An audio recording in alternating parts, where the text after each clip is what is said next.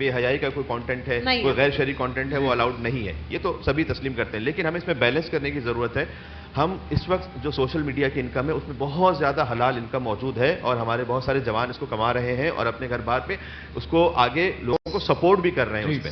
تو ایسی صورت میں اس میں خود ان کے پاس یہ آپشن ہوتا ہے جو ہم نے سنا ہوا ہے کہ آپ اس میں بھی فلٹر لگا سکتے ہیں کہ کون سی ایڈز آپ کے پاس آئیں اور کون سی نہ آئیں. بالکل. تو اس میں جو مخرب الاخلاق جو ایڈز ہیں اس کو آپ خود بلاک کر سکتے ہیں فلٹر لگا کر.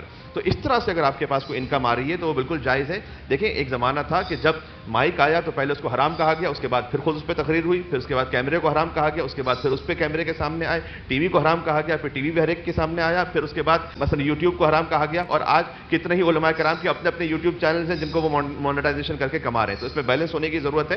یہ کہ اس میں بہت ساری حلال انکم بھی ہے، جیسے کہ پروڈکٹ سیل کرتے ہیں، جیسے کہ اس میں حلال انٹرٹینمنٹ بھی موجود ہے، بچوں کے لیے بہت کچھ اچھا موجود ہے، بچوں کی سیکھنے کے لیے موجود ہے. تو وہ ساری انکم حلال ہے اگر وہ مخرب الاخلاق نہ ہو اور دینی مفسدہ لازم نہ آتا ہو.